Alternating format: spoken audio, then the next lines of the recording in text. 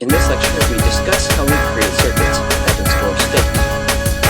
Circuits that store Welcome to state Ellis are Island, sequential I'm fresh off circuits. the boat. It's urban D, the immigrant. Check the mic and the record in my cloak with no smoke and no stream. Exposing the raw truth of the American dream. Check my approach is not what it seems. Hip hop's full of actors and pretenders. Straight imitation like some bootleg vendors. I haven't switched my agenda or flipped for the fame. I'm still the same. Check track 7, I all change. I'm bound to rearrange my corridor with the value and FLA migrants. So I look beyond Florida, even if they never got the translation. I still spit trilingual cause I'm second generation of the airwaves of my transportation. And I've been traveling for days, so prepare to get rocked by the immigrant's praise.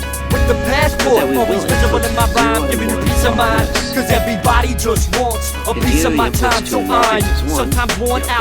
So many running their mouth, but I've been meaning to ask you what you're talking about. No doubt, some looking for a way out, cause it's hard. I'm still scarred, carrying my 813 green card from the old country. An immigrant remix, so the border patrol hunts me. Sometimes my broken needles fronts me, but now I've learned to wait, cause I'm eternally alive. The immigrant is landed, hour number 5. Both Q and Q prime will hold their values. Oh, my bad. Come on, y'all. Follow me. Now, let's change R to 1. Because R is 1, the state will reset to 0. Because both the state and S are 0, Q prime will be 1. Finally, let's change S back to a 1. Because both R and S are 1, the state and its complement are now both 0. Since we do not want the state and its complement to be equivalent, we say that this input combination is forbidden. We can describe the SR latch's behavior with two tables. We use the first table when we know the inputs and the value of the current state Q, and we want to know the circuit's next state, Q+. So here we see that the first input combination holds the current state into the next state. The second input combination resets the next state to 0, hence why R is 1 for reset. The third input combination sets the next state to 1, hence S is 1 for set. And the final input combination is forbidden. We use the second table when we know our current state and our desired next state. The right columns tell us what input combinations will allow us to excite the desired next state given the current state. Now, the SR latch is useful, but we can make its operation simpler by forcing the two inputs to be complements of each other. Now, when we make our new data input 0, the input's complement will be 1.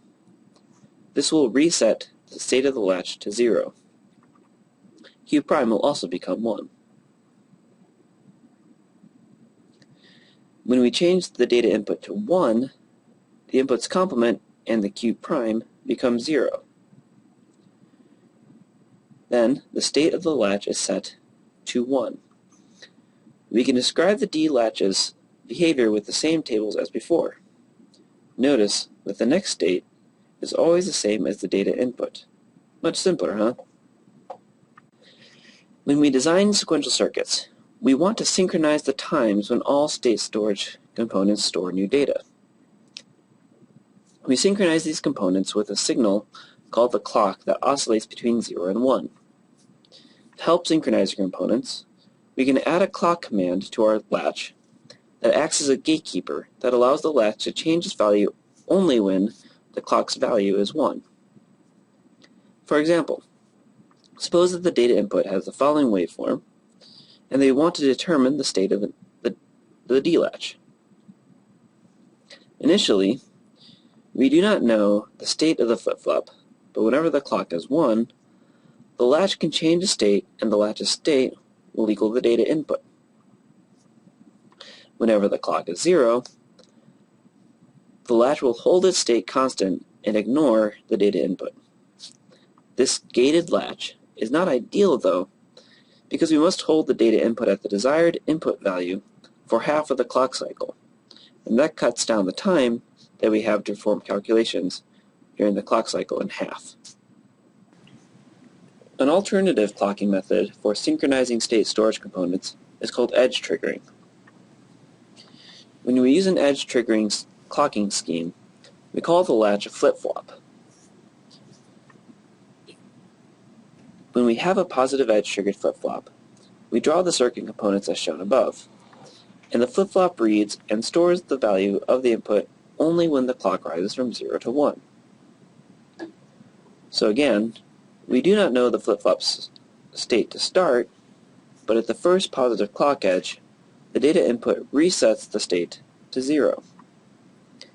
Then, at the second positive clock edge, the data input sets the state to 1. The flip-flop ignores the data input at all times except during the clock edge.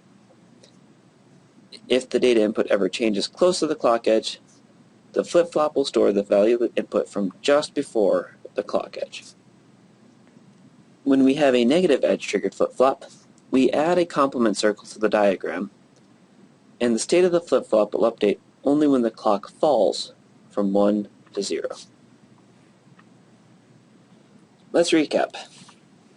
We created a sequential circuit called a D-latch or D flip-flop. The D-latch or flip-flop stores the value of the data input only when the clocking scheme permits the component to read the data input. Different clocking schemes will store the data differently, so we need to carefully choose our clocking scheme and how we send data to these synchronized sequential circuits.